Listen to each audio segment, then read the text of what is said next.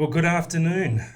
Captain's Table's aboard, and I'm very excited to have a good friend and a local legend, a bit like the Captain's Table people are, Bachi Spiga. Welcome to the Captain's Table. Thank you, James. It's a pleasure to be here as always, and a pleasure to see you. Long time since I've seen you, so it's always good to catch up with you. Well, that's right, and you have also been on my list of people to track down, and thank you for making the time to come on the show to talk about what we're going to talk about, which is basically local legends like yourself that have been in the area for a long time in different industries, and so today we're just going to have a little chat about your arrival, Dubai, etc., etc. So Sure. take a deep breath and just relax. And I must admit, I will go to the part. You're wearing a nice shirt there today. Are you supporting any particular team?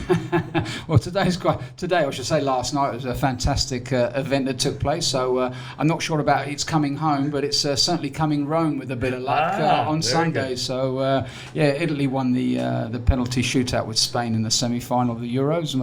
As I think you'll find out, my heritage is Italian. So very proud actually, very very proud. So. Fantastic. That's why I'm wearing the old. It's a combo actually, DHL and Italy. So my colleagues in Italy sent it to me. So that's very good. What I'd like to do is I know you as Bachi from Dubai, pretty much where it is. I want to go back to the start and how you arrived here. Okay. Can you give us a bit of an introduction on young Mr. Spiga? Yeah, sure. So where do I start? So parents are both from Italy. My mother's from a place called Avellino near Naples. Tony Soprano was originally from there, so that's that claim to fame. My father's from a beautiful island called Sardinia. So if you've never ever been there, there's a plug for Sardinia. It's actually a fantastic place to go to. So they both moved to the UK in the early 60s, married, and then subsequently I'm one of three kids, the oldest one of those of my parents. So I was born and raised in a fantastic place for me, but I'm not so sure. It's actually voted the worst place to live in the UK, called Luton. So I'm a son and a prodigy of Luton, and I'm a big fan of Luton Town as well. So we're talking football and away you go. Good. Not many fans there in the ground, but there's a few scattered around the world. So Luton. I grew up, very happy childhood. Typical Italian, lots of family, lots of events, lots of barbecues, christening, weddings, and so on and so forth. And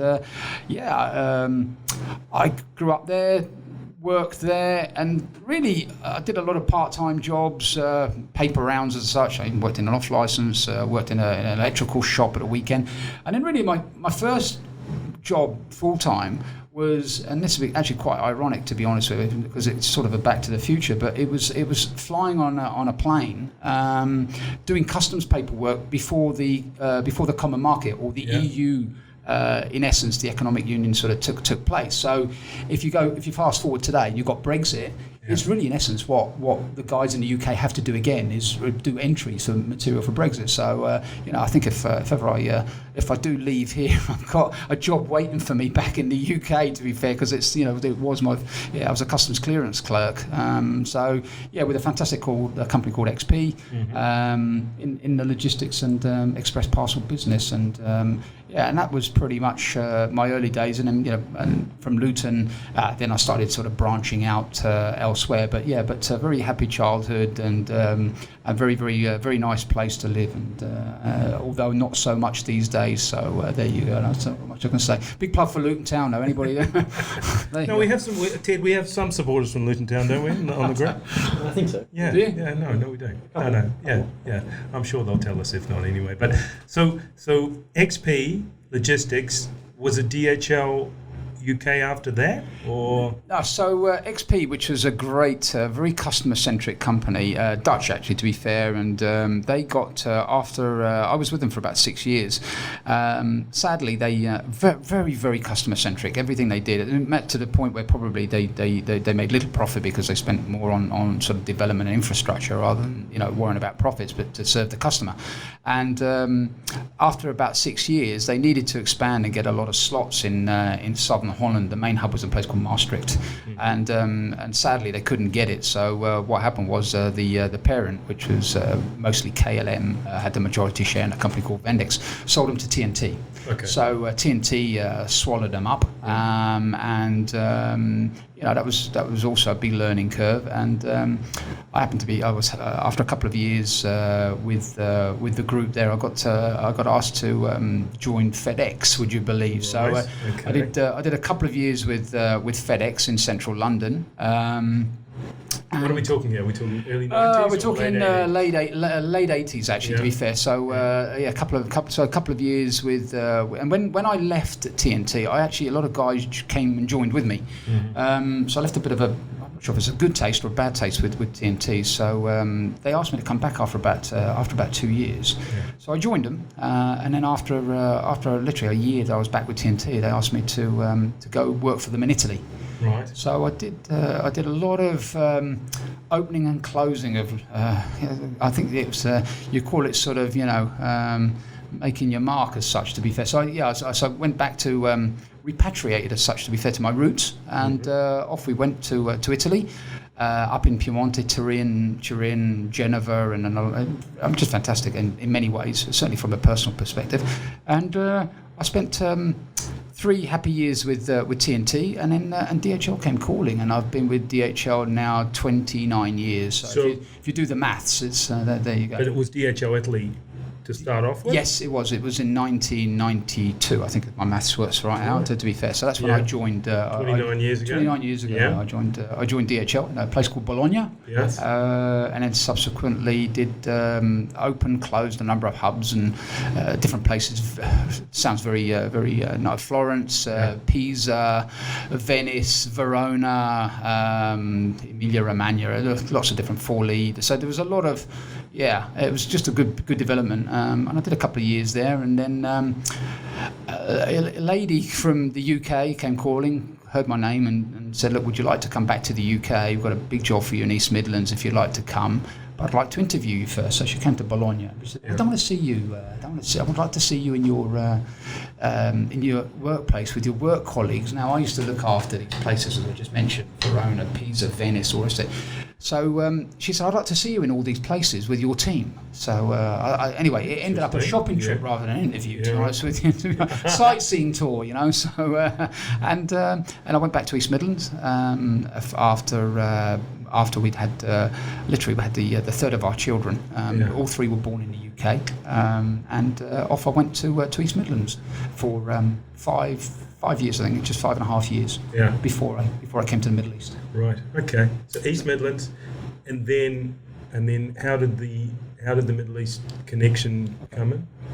So rather ironic names, and I think you'll know some of the individuals at play here because you're an ex-DHLer yourself, right? To be fair, so the regional director was a bit of a DHL legend, a gentleman called Phil Coochman, and Phil was looking for some people to come and work in the Middle East because it was expanding and growing. So he sent one of his envoys, a certain gentleman called John Pearson, who happens to be the global CEO right now. He asked me to come to go and have an interview with him down at the Dorchester in London, and off I went at 6 o'clock in the morning. To be told he wasn't ready. Can you come back at 8? To be told he wasn't ready. To come back at 10. To come back a bit later. Anyway, after I had a long chat with John. John said, "Yeah, we've got a few vacancies in the Middle East. We think you could fit in one of those." We had a long chat, and a couple of months later it progressed, and that was in mid 2000. So in 2000, dead on after the millennium.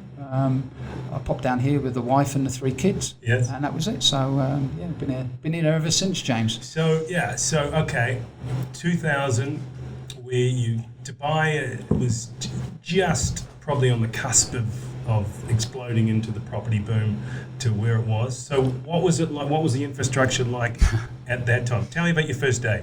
The first day in the Middle East, or first day in Dubai, because I landed here, and I think I remember it quite clearly. It was Golden Sands 10, so it was over in Bur Dubai, and actually. Let me take a slight step back, because the day that we were due to fly here in the UK, you needed you needed the visa for the kids, and the kids had Italian passports, not British passports, right? So 2 of them weren't allowed on the plane. So I had to stay behind with 2 of the kids while my wife flew with one of the children who actually happened to have the British passport that was allowed in the country. Anyway, I caught a later flight, running around trying to sort a visa in the UK and all the rest of it. So I landed later than I anticipated. There was a football final. I think it was Euro. Talking about the Euro, ironically, Italy were playing France in the final, and there was just as I got here, there was some fire scare at the Golden Sands 10, right. So I missed the whole game. So that was when I and that was back in July to something or other in 2000. So that was my first day in Dubai, to be fair. But generally, it was just a very sweet, lovely. Because it would have been a big town. It was a big town. I think that's the only way I could describe it. It was a very. But even then, 2000, it would have been all down that end, so to speak of. There wouldn't have been. The epicenter was all. I think you'll say between Dubai. What can I think? What else can I say? Was Dubai, city centre. Karama for sure. Absolutely, that was like definitely a destination now. And the family all settled in, schooling. Well, I took John's places. So John, he had 3 kids at Jebel Ali, and literally when you drove down the Sheikh Zayed Road, there was the 4 hotels, the Hard Rock Cafe.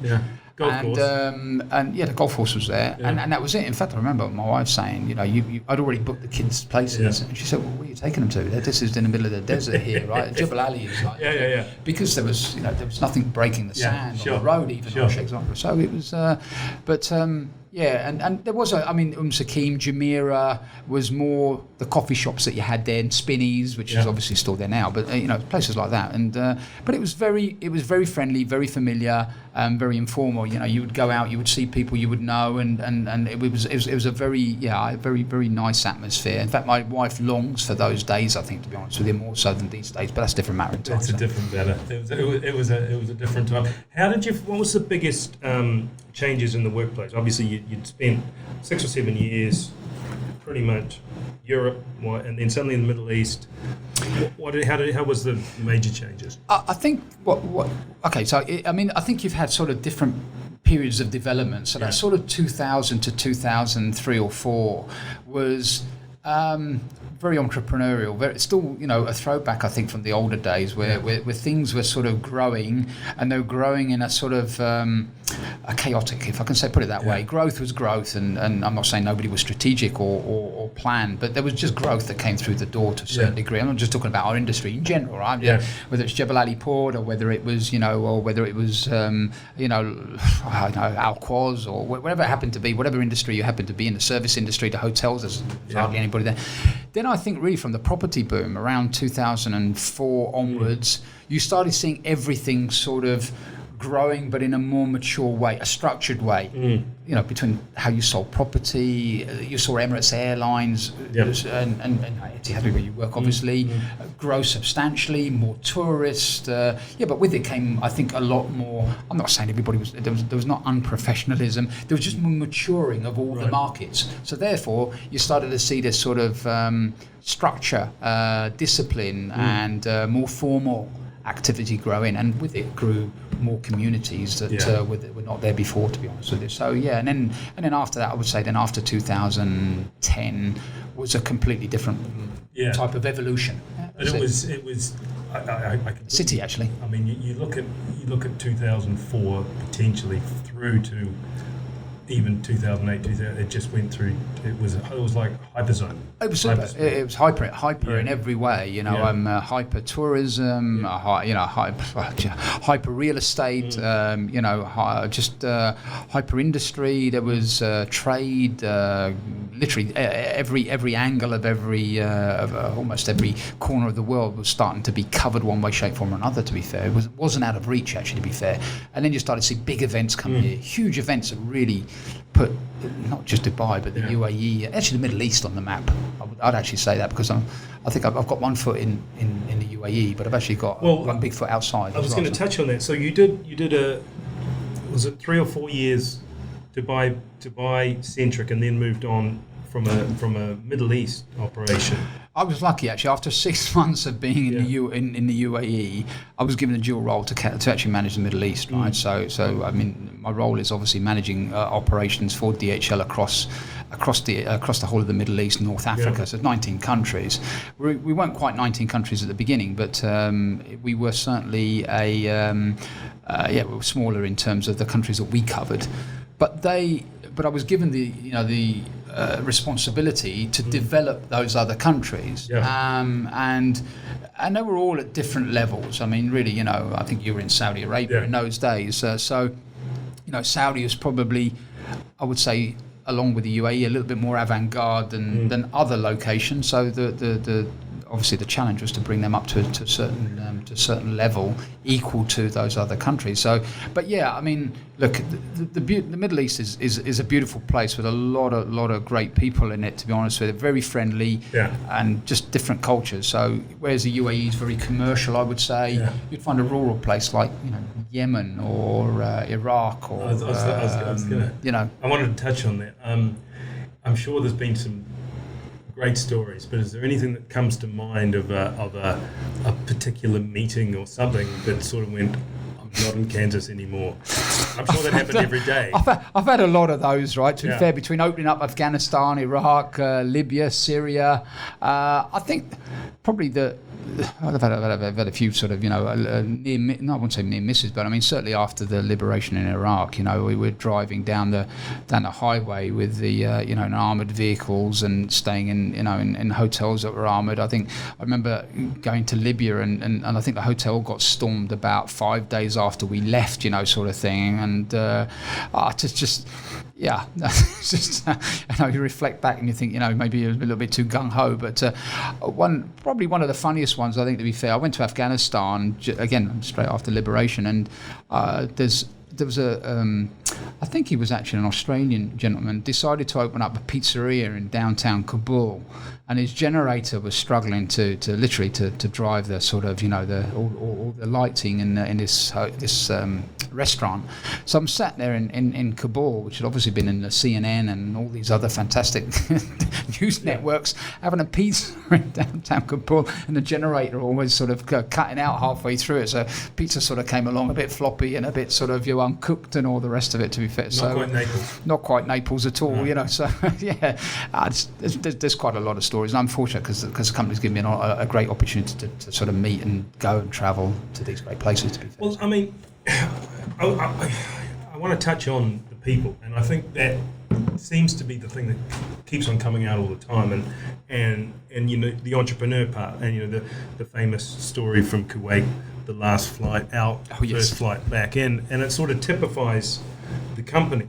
And then also coming back to Dubai, how regularly you are voted number one employer in the country, which is a great award. If you can, and you probably can't answer this, but if you can bottle it, how does the culture develop the way it does within DHL? It's a good question. So let me try and answer the first bit first. So I mentioned that gentleman, Phil Kuchman, who's sort of an ex-Vietnam vet, actually, to be honest with you, and a great guy, and Phil's sort of a bit gung-ho in many ways. So there was a lot of the global senior management have all emanated and come from the Middle East.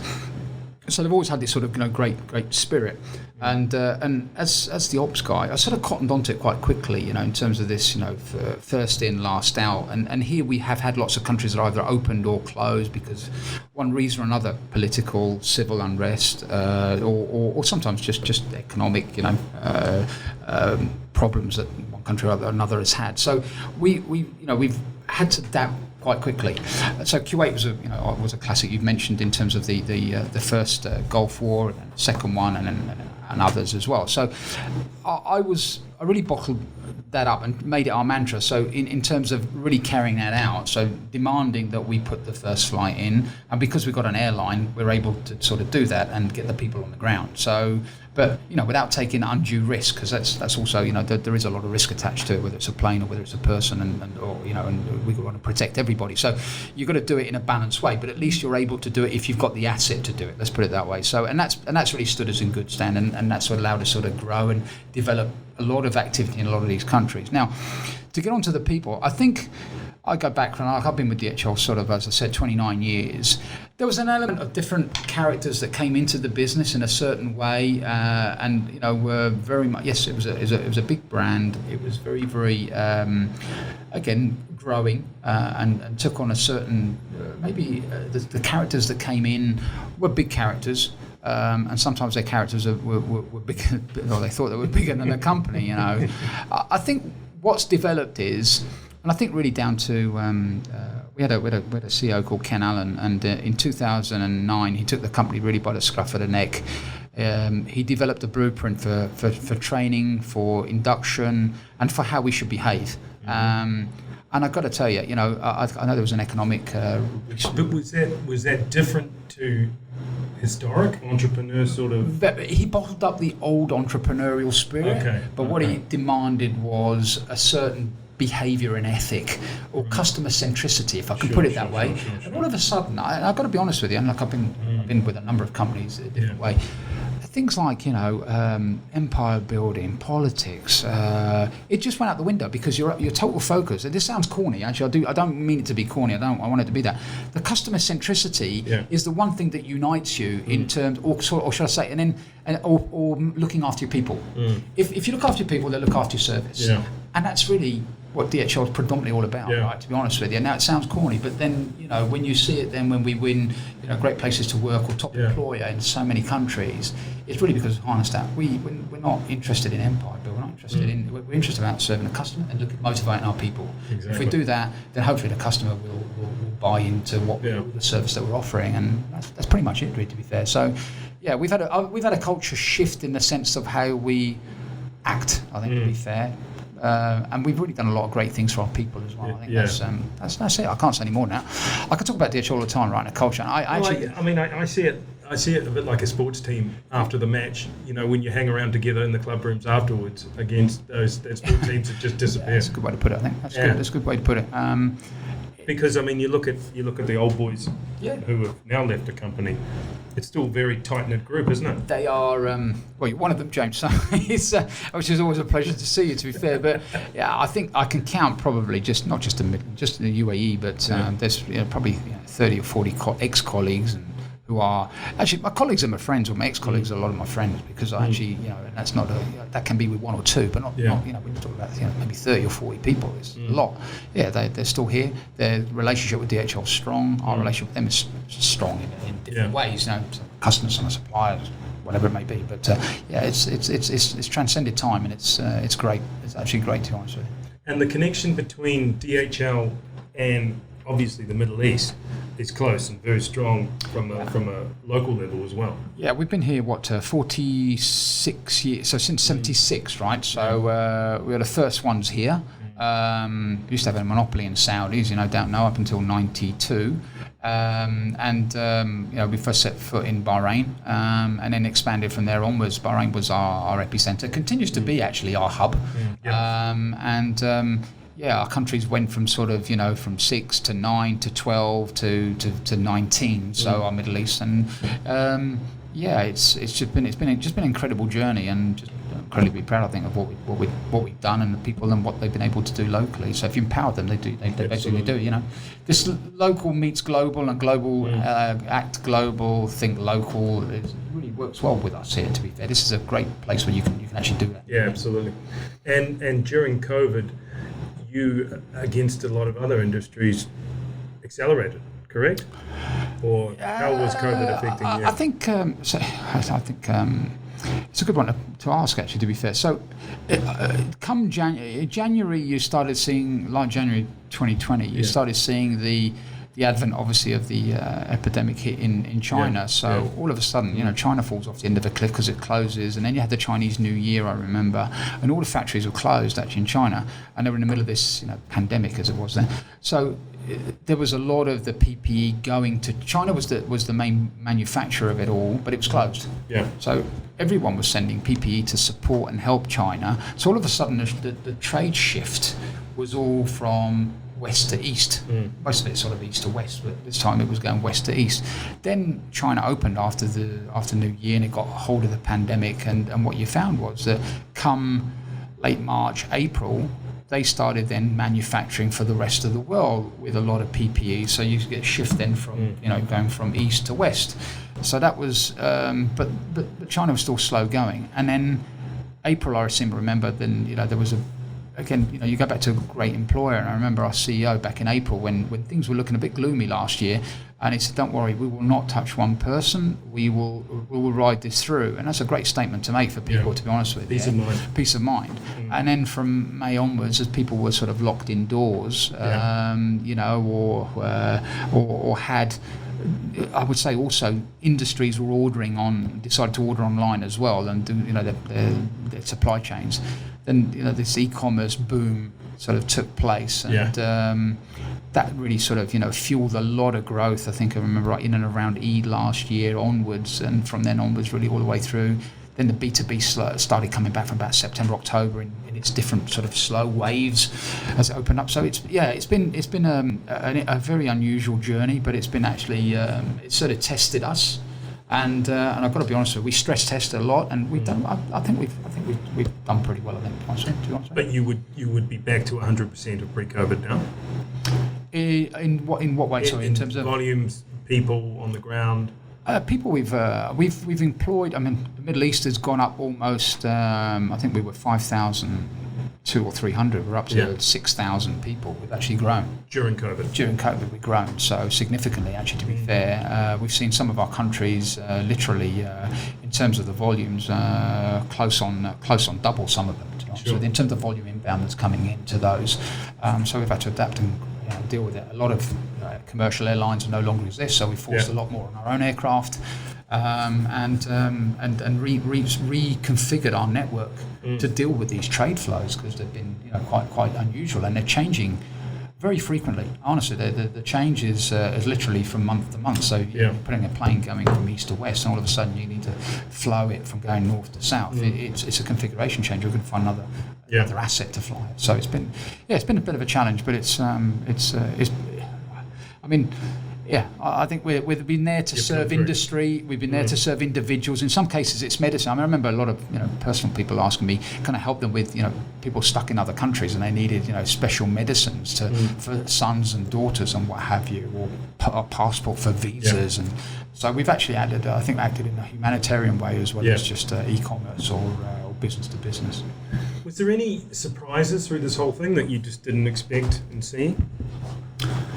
I think probably there's a couple of things. I think, to be fair, how people have adapted to working from home, and I have to say also the speed at which the IT, not just our IT department, but I think a lot of IT departments around the world, or whoever it is that's responsible for setting up technology at home, and if you think about whether it's a bank or whether it's or an airline or whoever it is, whatever institution, all of a sudden you've got to set up somebody working, not one person who is one senior manager.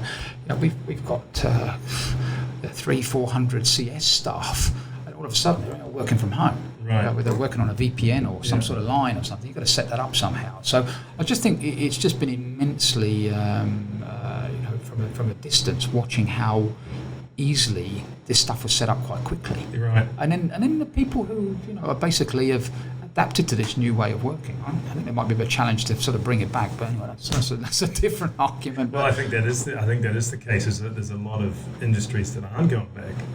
They're realizing they can be doing it from there. And I think the other thing which probably affects both of us is how business travel will be in the future, and whether or not we will go back to where that is. So I think the next few months will certainly be interesting on that, guys. I think there's a lot of pent-up frustration. People want to move. They want to see family first and foremost. I think some people need a break from the environment they're in, and a change of scenery, or go back to their roots, whatever, or go on a holiday, whatever it may be. So I think there is a genuine desire to travel. I think what you'll find, the business travel itself, it'll pick up for sure. It'll definitely pick up, but will it pick up to the same levels? I don't know, because there'll also be a resistance maybe to not travel as easily for business as you used to do before. That's all. The drop of a hat. I've got to go to Munich for a business meeting. I've got to go to here for whatever, and you're spending a day or two out, hotel, that side of it, I think, will be slower to come back. But certainly, personal travel, I certainly think I see a lot of that coming back. Yeah, no. Well, it'll be interesting. I think this first summer will be the first thing on holidays and different things we're going. Going back to the people again, we talked briefly before we started, just on how people have made Dubai their home, and we've obviously got people from all stretches of the world, and then going through. Is there any particular identities or people you can think of that have started off here in maybe driver, courier sort of perspectives and have gone through in the company and grown? That's quite a few actually. To be fair, I mean, there's so many different examples, right? We had Zulfi and Riyadh, didn't we? Zulfi, sadly passed away recently, yeah. but there's people made within. John was a classic example, our CEO. So John was a country manager in the UAE. He's now the global CEO, you know, and he's had a remarkable sort of career. He's one I can think of. We've got that's internally. Externally, you know, we take our good friend Steve Main, who runs Creative Zone. Correct. You know, he was the ops manager in Oman for us, and he decided to take a different career path, and he runs a successful business of his own here within the UAE, which is fantastic to see, to be honest with you. So just two, but there's a lot of identities. There's a lot there. Go through. But even internally, I've seen some people who have grown and moved, internationally, and done fantastically well, to be honest with you, either within the company or maybe even externally. Some have gone externally, but they've taken their trade or their skills that they've learned within DHL and applied those successfully. And, no, it's indeed a special company. Technology-wise, things are going at another fast rate. How do you see the market changing, bringing technology into it for what you've seen since you in your time? Okay, so I think maybe from moving a package in the back of a van, and actually, funny enough, you talk about people. So if you take a courier who started, I think used to drive before many years ago. You used to have to drive, and that was it, right? So today they've got to drive. They've got to be customer centric. They've got to be able to manage on a smartphone. They've got to be able to manage cash, or payment modes, if you want to put it. They've got to manage a scanner. They've got to be able to deal with, whether it's Google Maps or some sort of route planning, optimization. So and a lot of that comes from technology that's driving a lot of the systems or the analysis that you do in the way in which you implement it. So I've seen it in all different guises. I mean, people now today, I think certainly in our industry, but it's also I think true of any sort of service industry. The information is almost as important as the product, right? So you want to make a booking online, you want to know that it's been booked, you want to know your payment's gone through, you want to, with us it's the real-time tracking. When's your package been picked up? What's the and that's just one small part of the evolution, and now data's driving data, IT systems are driving pretty much a lot of the behaviours, the expectations, and development. I think I was mentioning, if you go back about a year and a half ago, I mean, I certainly didn't know what Teams was, and I certainly didn't know what Zoom was, with all due respect. And, once had to, all of a sudden, it's sort of a daily sort of throwaway, comment in everyone's everyday life, to be honest with you. I mean, I've had, who hasn't had some sort of, Zoom call with their family somewhere down the line? Yeah. Or I did a Kahoot quiz on Zoom. Oh my God, I've become more techie than I've ever. So I think the whole world has been driven by technology, and it's at a fast pace. Well, it's definitely accelerated, and I take our house as an example. Pre-COVID, it'd be 2 or 3 shipments a week maybe coming to our house of different nature. Now it's 3 to 4 a day of different food orders of different things. It definitely has. How is it? We're increasing at such a level, and it's not just not the courier companies anymore. It's everybody. I mean, where are we going? What are we going to look like in 5 years' time with this? I mean, I think some of the online schooling is here to stay. I'm not saying all of it, because I think you need development to be into. Human beings, I think, you need to interact with one another. So I think that, but there will be an element of studying that will remain for sure. I think the online e-commerce now, at a touch, I mean, likes of some of the e-commerce companies have made it so easy that, again, even an older generation person can click a button and buy something online, and that's not going to go away. I mean, I've got my mum's 80 years of age, and I've got her Zooming, and I've got her basically clicking a button to buy something, on Amazon or eBay or whatever it is she wants to buy. So I don't think that's going to go away. But there'll be some aspects that will return to normal. Like I said, some aspects of traveling, or some aspects of buying. Returning to the grocery store. Because I think the analogy I like to think of when the who remembers the VHS recorder first came out, or the Video 2000, I think it was, if I remember rightly. It said it would kill the cinema, and in fact what it did is actually fueled people to go to the cinema as much as buying the video as or a DVD. And today or certainly pre-COVID, people were going to cinema as much as they were buying DVDs or signing up to Netflix and what have you. And I think that will remain. So people wanting to go to, so whilst bricks and mortar perhaps is not the fashion item of today, I think it'll come back. I actually do. I personally think to a certain degree. In fact, if you look at it, I think some of the, from what I've seen, a lot of the bricks and mortar companies have been bought out by e-commerce companies, to be fair, to actually add stimulus to that whole experience. So, so people want to make, a lot of people want to go in, see the item and then buy it, and whatever it is. So I think it'll find its natural balance. I think that's what it is. But the online, whether it's purchasing, e-commerce, activity, will continue, and it's grown exponentially. But it'll be just patterns of people wanting to see physical again. Absolutely, people want to go more. I'm not a shopper myself personally, but I mean, my wife does enough of that for me, to be honest with you. But it drives me. She spends all the money, so she definitely likes going into shops. Anyway, there you go. So there's one happy camper. Well, that's a good segue to Debbie and the kids. So a big part of what we do at the Captain's Table is talking about Dubai. You've obviously been here a long period of time. Tell me why you brought up 3 kids here. Tell me a little bit about why you particularly love this place. Oh, where do I start? It's what a great, just a great environment. Like I said, not only just the UAE, but the Middle East overall, right? Sure. So it's multicultural. It's the sun shines. People generally have a feel-good factor because the sun shines. It's a respectful place. There's great, there's laws with a great community feel about it. It's grown. It's become from a town to a city. So it's maybe some people will feel, certainly the older generation will feel that they're missing something. But it's. I think I said this earlier on. I mean, there's you have it's a great way of life, actually, to be honest with you. You work hard, you play hard in some ways. I think that's maybe can be a cliche.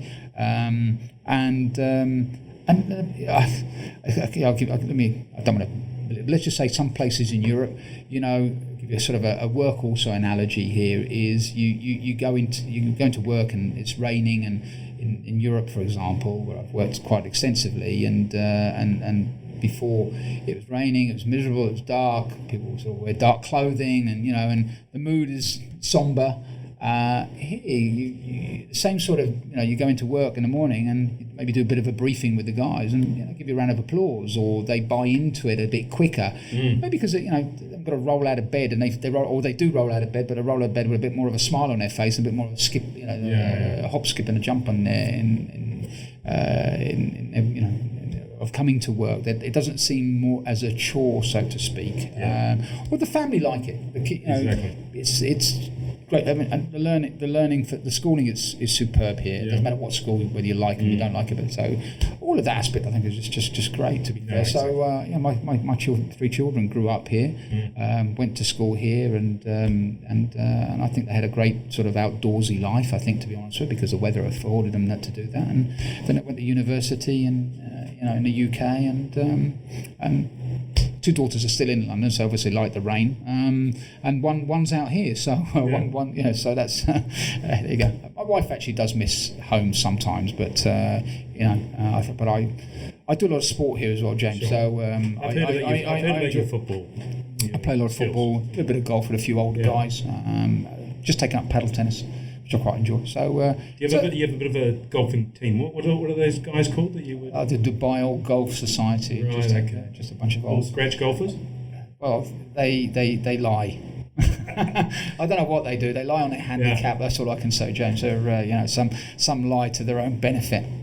Indeed, I'm sure maybe. And you know them all as well, so. I know a couple of them. A couple of them might listen to this, so shout out to these guys. But thanks, Becky, for coming on the Captain's Table today. It was a great chat, and you've obviously shown how much you love this place, like all of us, and how it's a big part of your life. So, thank you very much. It's a pleasure to be here. Pleasure to see you again, and a pleasure to be invited on your show. So, thank you.